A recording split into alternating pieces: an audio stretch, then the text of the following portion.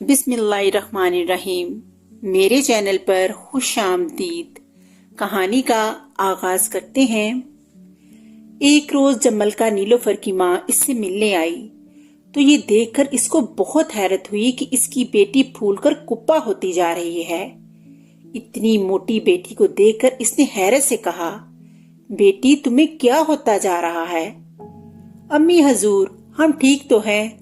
आपने हमें बहुत दिन बाद देखा है, इसलिए शायद ऐसा कह रहे हैं। बस थोड़ी सी कमजोरी हो गई है। खाने पीने की तरफ ध्यान देंगे तो ठीक हो जाएंगे। बहुत दिनों की बात देखने की बात नहीं। मलका की माँ ने फिक्रमंदी से कहा, तुम बहुत मोटी हो गई हो और ये कोई अच्छी बात नहीं है। इसमें क्या बुरी बात है? मलका ने लापरवाही से कहा, दुनिया में तो मुझसे भी ज्यादा मोटे लोग पड़े हैं। हमारे वजीर तो इतने मोटे हैं कि इस दिन फर्श पर गिर पड़े तो खुद से उठा भी नहीं जा रहा था। मुहाफिजों ने उठाकर खड़ा किया। तुम्हें इन लोगों से क्या मतलब? तुम एक मलका हो। मैं तो कहती हूँ कि संजीदगी से इसकी तरफ ध्यान दो। मोटा होना कोई अच्छी बात नहीं है। पूरे जिस्म में चर्बी बढ़ जाती है, जिससे मुख्तलिफ बीमारियां जन्म लेती हैं। सांस लेने में भी दुश्वारी होती है। अपना नहीं तो अपने दोनों शहजादों का ही ख्याल कर लो। क्या तुम चाहती हो कि वो सुतेली माँ के साए में परवरिश पाएं? याद रखो, मेरी बात नहीं मानोगी तो पछताओगी। इन बादशाहों का कुछ पता नहीं होता। दूसरी शादी के बहाने ढूंढते हैं, फिर बैठी रहना आराम से एक कोने में। मलका अपनी माँ की बात का जवाब देने ही वाली थी कि बादशाह अंदर दाखिल हुआ। इन दोनों को बातें करता देख इसने कहा, हम माफी चाहते हैं कि आपकी बातों में मोहिल हुए। फिर वो मलका से मुखातिब हुआ, परसों पड़ोस के बादशाह हमारे मुल्क में तशरीफ ला रहे हैं। हमने सोचा कि आपको बता दें ताकि आप तैयार रहें। पड़ोस में तो कई मुल्क हैं, आप किस मुल्क की बात कर रहे हैं? मलका ने पूछा। वो ही हमारे दोस्त बादशाह जिनकी मलका दुबली पतली सी है। ये कहकर बादशाह तो चला गया और मलका की माँ मैनी हेज नजरों से इसकी तरफ देखने लगी। मलका के भी कान खड़े हो गए। माँ से बोली, बादशाह सलामत अपने दोस्त का नाम भी ले सकते थे। उन्होंने दुबली पतली वाली निशानी क्यों बताई? बेटी, मैं इन मर्दों को खूब जानती हूँ। हर बात घुमा फिरा कर करते हैं। इसकी माँ ने जवाब दिया। मलका सोच में पड़ गई और कुछ देर बाद बोली, अम्मी हजूर, आप ठीक कह रही हैं। मैं गलती पर थी। अब मैं अपना ख्याल रखूंगी और फिर पहले वाली नीलोफर बन जाऊंगी। बादशाह सलामत के इरादे मुझे ठीक नहीं लगते। ऐसा ना हो कि इनकी दो मलकाएं हो जाएं, एक मोटी और एक दुबली। मुझे याद पड़ रहा है कि चंद दिनों पहले जब मैं इनके पास बैठी थी और किस्सा गो इन्हें कहानी सुनाने आया था तो उससे कह रहे थे कि 12 मन की दोबन वाली कहानी सुनाओ। मेरी किसी बात से नाराज हो गए थे तो बोले, मलका तुमसे बात करना बस ऐसा ही है जैसे भैंस के आगे बीन बजाना। आप ठीक कह रहे हैं। वो भी मेरे मोटापे से खुश नहीं हैं, मगर डर के मारे कुछ कहते नहीं। अलबत्ता घुमा फिरा कर इशारों में मुझे एहसास दिलाने की कोशिश करते हैं। बेटी को कायल होता देख मलका तो खुश हो गई। अपनी अंगूठी उतारकर इसको दी और बोली, इस अंगूठी को पहन लो। इस वक्त तो ये तुम्हारी उंगली में मुश्किल से ही आएगी, वजह तुम जानती हो, मगर जैसे जैसे तुम दुबली होती जाओगी ये तुम्हारी उंगली में ढीली पड़ती जाएगी। बस तुम समझ लेना कि अब तुम फिर से पहली वाली नीलोफर बन गई हो। मगर बेटी याद रखना, ये अंगूठी तुम्हारे अब्बा हजूर ने हमें शादी के मौके पर दी थी। इसको अपनी जान से ज्यादा संभाल कर रखना। मैं फिर कभी आऊंगी तो वापस ले लूंगी। मलका नीलोफर ने माँ से अंगूठी ले ली और बड़ी मुश्किलों से इसे एक उंगली में पहन लिया। इंसान कोशिश करे तो हर चीज मुमकिन है। मलका नीलोफर ने दुबला होने की कोशिश शुरू कर दी। इसने पहले की तरह खाना पीना छोड़ दिया था। पहले इसका ध्यान हर वक्त खाने पीने की चीजों की तरफ लगा रहता और वो सुबह दोपहर और रात का इंतजार सिर्फ इसीलिए करती थी कि खूब मजे से तरह तरह के खाने खाएगी। अब इसने अपनी ज्यादा खाने वाली आदत पर काबू पा लिया था। सब दस्तरखान पर बैठे तो मजे मजे के खाने खा रहे होते, मगर नीलोफर कच्ची सब्जियां और फल खाती। شاہی طبیبہ بھی اس کے رابطے میں تھی۔ اس نے ملکہ کو پیدل چلنے کا بھی مشورہ دیا تھا اور دوسری مفید باتیں بھی بتائی تھی۔ ملکہ روز محل کی چھت پر جا کر چہل قدمی کرتی۔ کبھی کبھی اس کے ساتھ بادشاہ بھی چلا جاتا۔ جس روز اس کے ساتھ بادشاہ نہ ہوتا تو وہ دوڑ بھی لگا لیتی۔ بادشاہ کے سامنے دوڑنے سے اسے شرم آتی تھی، کیونکہ اسے دوڑتا دیکھ وہ مذاق مذاق میں ضرور اس کی گائے کی مثال دیتا جو رسی دوڑا کر بھاگ گئی تھی۔ ملکہ کی کوششیں رنگ لا رہی تھیں اور وہ تیزی سے اپنی پہلی والی حالت میں نظر آنے لگی تھی، اتنی دبلی پتلی کہ اگر ناک پکڑ لو تو دم نکل جائے۔ ایک دن تو چھوٹے شہزادے نے بھی اپنے دل کی بات اسے کہہ دی، امی حضور، اب تو ہمیں آپ سے ڈر بھی نہیں لگتا، آپ جب موٹی تھیں تب بہت ڈر لگتا تھا۔ بادشاہ بھی اس تبدیلی سے خوش تھا۔ ایک روز بڑے پیار سے بولا، ملکہ، آپ شاید ہماری بات کا برا مان گئی تھیں۔ ملکہ کو یاد ہی نہیں آ رہا تھا کہ بادشاہ کا اشارہ کس کی طرف ہے۔ وہ سوالیہ نگاہوں سے اسے دیکھنے لگی۔ بادشاہ نے مسکراتے ہوئے کہا، یاد نہیں، ایک روز ہم نے اپنے دوست بادشاہ کی دبلی پتلی ملکہ کا حوالہ دیا تھا۔ ملکہ نے کہا، آپ کی بات کا ہم نے برا نہیں منایا تھا، دبلا ہونے کا مشورہ تو ہمیں ہماری امی حضور نے دیا تھا۔ بادشاہ سر ہلا کر خاموش ہو گیا۔ ایک روز بادشاہ، ملکہ اور دونوں شہزادے سیر و تفریح کے لیے دریا کے کنارے پہنچے۔ وہاں وہ دیر تک گھومتے پھرتے رہے۔ دوپہر کے کھانے کے بعد جب ملکہ دریا کے پانی سے ہاتھ دھو رہی تھی تو انگوٹھی اس کی انگلی سے نکل کر دریا میں جا گری۔ ملکہ کو خیال ہی نہ رہا کہ اب اس کی انگلیاں پتلی پتلی ہو گئی ہیں، پہلے جیسی نہیں رہی۔ انگوٹھی دریا میں گری تو ملکہ کو یوں لگا جیسے اس کی جان ہی نکل گئی۔ اس کے منہ سے ہلکی سی چیخ نکلی، جسے اور کسی نے نہیں مگر بادشاہ نے سن لیا تھا۔ وہ تیز تیز قدموں سے چلتا ہوا ملکہ کے پاس آیا اور اس کے چیخنے کا سبب معلوم کیا۔ ملکہ رومانسی سی ہو کر بولی، آنکھوں میں آنسو بھر آئے، ابا حضور نے امی حضور کو جو شادی والے دن انگوٹھی دی تھی وہ دریا میں گر گئی۔ بادشاہ کی سمجھ میں کچھ نہیں آیا، سر کھجا کر بولا، ہائے، آپ کی امی حضور دریا میں گر گئی ہیں، مگر وہ تو ہمارے ساتھ آئی ہی نہیں، پھر کیسے گر پڑی؟ آپ سمجھے نہیں، امی نے ہمیں جو انگوٹھی دی تھی ہم اس کی بات کر رہے ہیں، وہ ہماری انگلی سے پھسل کر دریا میں گر پڑی ہے۔ ملکہ نے اپنی بات کی وضاحت کرتے ہوئے کہا اور دوبارہ رونے والا منہ بنانے لگی۔ ملکہ کی ماں بادشاہ کی ساس تھی۔ انگوٹھی کے کھو جانے سے وہ غصہ کرتی۔ بادشاہ ساس کے غصے سے بہت ڈرتا تھا۔ وہ ملکہ کی بات سن کر فکر مند ہو گیا۔ قریب ہی مچھیروں کا ایک گاؤں تھا۔ بادشاہ نے اپنے ساتھ آئے ہوئے کچھ سپاہیوں کو وہاں بھیجا تاکہ وہ کسی ماہر غوطہ خور کو لائیں اور وہ انگوٹھی کو تلاش کرے۔ تھوڑی دیر میں بہت سے ماہی گیر وہاں آ موجود ہوئے۔ معاملہ شاہی خاندان کا تھا، اس لیے سب کو یہ لالچ تھا کہ اگر انگوٹھی مل گئی تو بادشاہ اتنا انعام دے گا کہ سارے دکھ درد دور ہو جائیں گے۔ بادشاہ نے ملکہ کو دور ایک درخت کے نیچے بٹھا دیا تاکہ جب تک انگوٹھی نہ ملے وہ وہاں بیٹھ کر روتی رہے۔ دونوں شہزادے دریا کے کنارے کھڑے ہو کر حیرت اور دلچسپی سے غوطہ خوروں کو دیکھنے لگے۔ غوطہ خور ایک کے بعد ایک دریا میں کود رہے تھے۔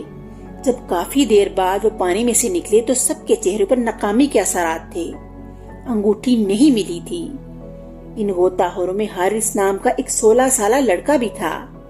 وہ بچپن سے ہی مچھلیاں پکڑتا چلا آیا تھا اور بچپن سے اب تک اس کا سارا وقت دریا کے کنارے یا دریا کے اندر رہ کر گزرا تھا۔ اسے انعام کا لالچ نہ تھا، وہ اپنے بادشاہ کو پسند کرتا تھا، اس لیے اس کی مدد کرنا چاہتا تھا۔ اس نے دریا کی تہہ اچھی طرح کھنگال لی تھی، مگر دوسروں کی طرح اسے بھی ناکامی کا سامنا کرنا پڑا۔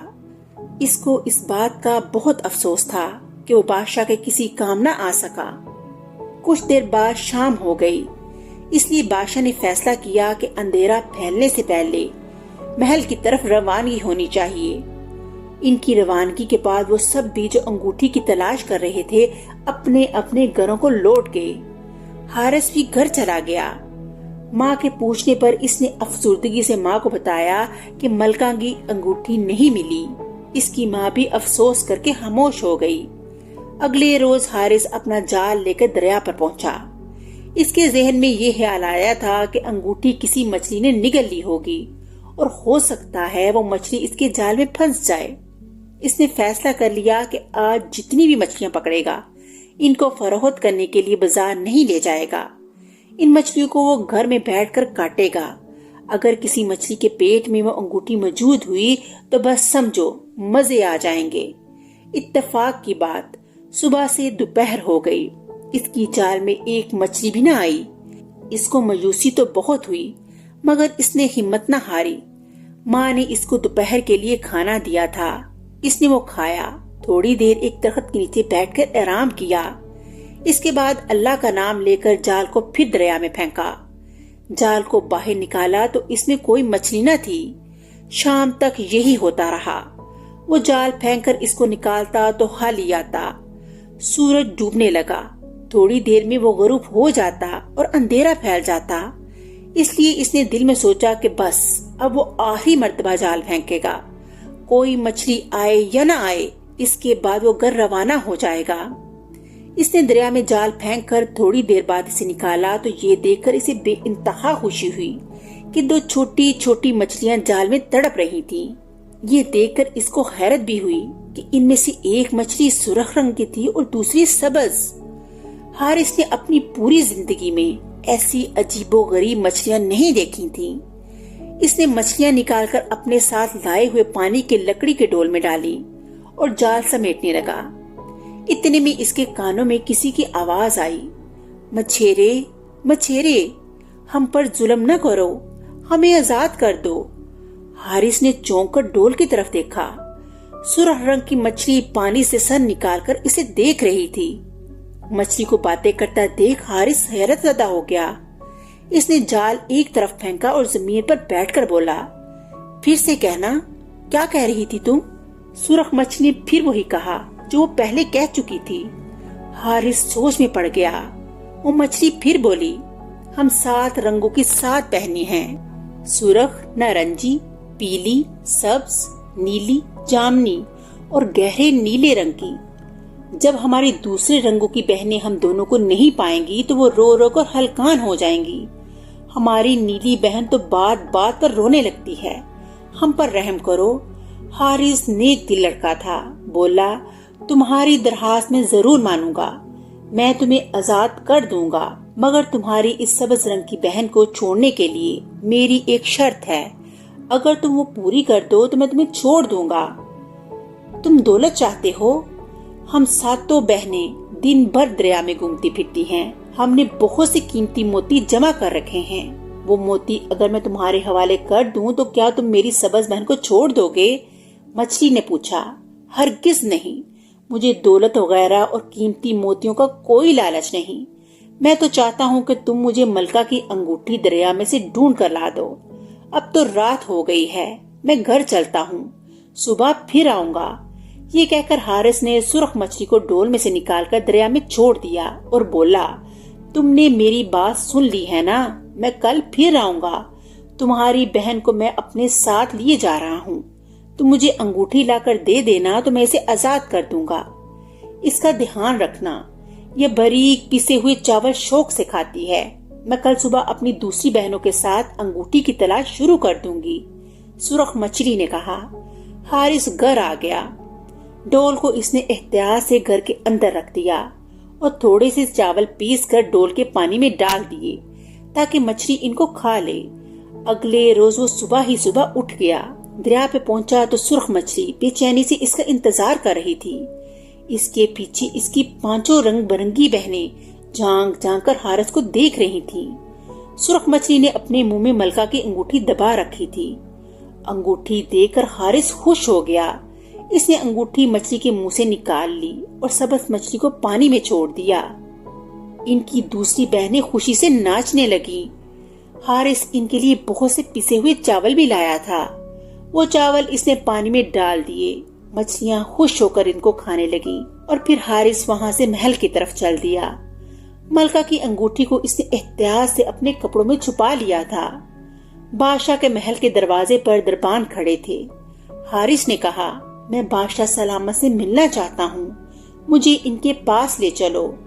اس کی بات سن کے پہلے تو دربان کہکا لگا کر ہنستے رہے، پھر ایک نے آگے بڑھ کر اس کا کان پکڑ لیا اور اسے مروڑتے ہوئے بولا، تجھے بادشاہ سے کیا کام ہے؟ ان سے کیوں ملنا چاہتا ہے؟ حارث کے کان میں درد ہونے لگا۔ وہ بولا، میں نے کیا کیا ہے جو تم میرا کان مروڑ رہے ہو؟ میں بادشاہ سلامت سے کیوں ملنا چاہتا ہوں انہی کو بتاؤں گا، تمہیں نہیں۔ دربان نے اس کی بات کو اپنی بے عزتی تصور کیا۔ اس نے حارث کو ایک دھکا دیا اور بولا، چل بھاگ، بڑا آیا۔ حارث گھٹتے گھٹتے بچا تھا۔ اس نے کہا، تم لوگ پچھتاؤ گے۔ دربانوں نے اس کی ایک نہ سنی اور اسے بگا دیا۔ قریب سے شاہی مالک گزر رہا تھا۔ حارث نے کہا، دیکھو یہ دربان میرے ساتھ کیسا سلوک کر رہے ہیں۔ مالی نے کہا، یہی کیا ساری دنیا ہی ایسی ہے۔ یہ کہہ کر وہ چلا گیا۔ حارث بھی نا امید ہو کر وہاں سے چلا آیا۔ دربانوں کے اس رویے سے اس کا دل اداس ہو گیا تھا۔ ابھی وہ اپنے گھر کے پاس ہی پہنچا تھا کہ اسے ایک قافلہ آتا نظر آیا۔ قافلے کو دیکھنے کے لیے بہت سے لوگ جمع تھے۔ اس کے پوچھنے پر ایک شخص نے بتایا کہ یہ قافلہ ملکہ صاحبہ کی ماں کا ہے، وہ اپنی بیٹی سے ملنے آ رہی ہیں۔ یہ سن کر حارث خوش ہو گیا۔ اس نے سوچا کہ وہ اس انگوٹھی کو ملکہ کی ماں کو دے دے گا، وہ اسے بحفاظت ملکہ صاحبہ تک پہنچا دیں گی۔ اس نے دیکھا کہ ایک خوبصورت سی ڈولی ہے، اس کو 4 کہاروں نے اٹھا رکھا ہے اور ڈولی کے چاروں طرف گھوڑوں پر سوار سپاہی ہیں۔ حارث سمجھ گیا کہ ملکہ کی ماں اسی ڈولی میں ہوگی۔ وہ ڈولی کے قریب گیا اور چلا کر بولا، ملکہ صاحبہ کی امی، ملکہ صاحبہ کی امی۔ ڈولی کا پردہ ہٹا اور ملکہ کی ماں نے باہر جھانکا۔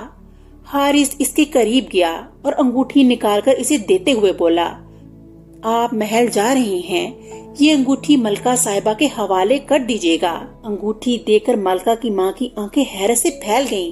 ارے یہ تو میری شادی والی انگوٹھی ہے، میں اسی کو تو لینے آئی ہوں۔ لڑکے، تمہیں یہ کہاں سے ملی؟ حارث نے انہیں ساری داستان سنا دی۔ انہوں نے حارث کو بہت شاباش دی اور اپنا چمڑے کا تھیلا کھول کر مٹھی بھر کر سونے کی اشرفیاں اسے انعام کے طور پر دے کر بولی، انہیں سنبھال کر رکھو، گھر جا کر اپنی ماں کو دے دینا۔ پھر اس نے حارث کو بھی اپنے ساتھ بٹھایا اور اس کو محل لے آئی۔ جب وہ لوگ محل کے صدر دروازے پر پہنچے تو حارث نے ڈولی کا پردہ ہٹا کر دربانوں سے کہا، تمہاری شکایت میں بادشاہ سلامت سے کروں گا۔ دونوں دربانوں نے جب حارث کو ملکہ کی ماں کے ساتھ دیکھا تو ان کے ہاتھوں کے طوطے اڑ گئے اور چہروں پر ہوائیاں اڑنے لگیں۔ جب وہ لوگ محل پہنچے تو اپنی ماں کو دیکھ کر ملکہ نیلوفر کے چہرے کا رنگ اڑ گیا۔ وہ پریشان ہو گئی کہ اب انگوٹھی کے بارے میں کیا جواب دے گی۔ ملکہ کو اس کی شکل دیکھ کر ترس آ گیا۔ اس نے محبت سے بیٹی کے سر پر ہاتھ پھیرا اور بولی، بیٹی پریشان مت ہو، انگوٹھی کو یہ لڑکا ڈھونڈ کر لے آیا ہے۔ ملکہ کا تو خوشی کے مارے برا حال تھا۔ اتنی دیر میں بادشاہ بھی وہاں آ گیا۔ اس کے کہنے پر حارث نے پوری کہانی سنا دی۔ اس عجیب و غریب کہانی کو سن کر سب حیرت زدہ رہ گئے۔ بادشاہ نے حارث کی بہت تعریف کی اور کہا، یہ لڑکا بہت ایماندار ہے، یہ اگر چاہتا تو اس قیمتی انگوٹھی کو بیچ کر ہزاروں اشرفیاں حاصل کر سکتا تھا۔ ہمیں اس بات پر بہت خوشی ہے کہ گمشدہ انگوٹھی پا کر ہماری دبلی پتلی پیاری ملکہ پھر سے مسکرانے لگی ہیں۔ اس کے بعد بادشاہ نے حارث کو بہت سی اشرفیاں انعام کے طور پر دیں اور شاہی بگی میں بٹھا کر اس کے گھر بھیج دیا۔ حارث ایک نیک دل لڑکا تھا۔ اس نے بادشاہ سے دربانوں کے برے سلوک کا ذکر نہ کیا، ورنہ انہیں اپنی نوکری سے ہاتھ دھونا پڑتا۔ حارث کی ماں ایک غریب عورت تھی۔ اس نے ملکہ کی ماں اور بادشاہ کی دی ہوئی اتنی بہت سی اشرفیاں دیکھی تو وہ بہت خوش ہوئی۔ تھوڑے دنوں کے بعد حارث نے کچھ اشرفیاں بیچ کر ایک اچھا سا گھر بنوا لیا اور کپڑے کا کاروبار کرنے لگا۔ اس کو جب بھی فرصت ملتی وہ تھوڑے سے پسے ہوئے چاول لے کر دریا پر پہنچ جاتا اور منہ سے سیٹی بجاتا۔ ساتوں کی ساتوں مچھلی بہنیں اس کی سیٹی کی آواز سن کر دریا کے کنارے پر آ جاتی اور مزے سے اپنی پسند کے چاول کھاتی۔ حارث کافی دیر وہاں بیٹھا ان کو دیکھتا رہتا اور ان سے باتیں کرتا رہتا۔ اس طرح خوشی خوشی وہ اپنی زندگی کے دن گزارنے لگا۔ اس طرح کہانی کا اختتام ہو گیا۔ اگلی کہانی کے ساتھ پھر ملیں گے، تب تک کے لیے اللہ حافظ۔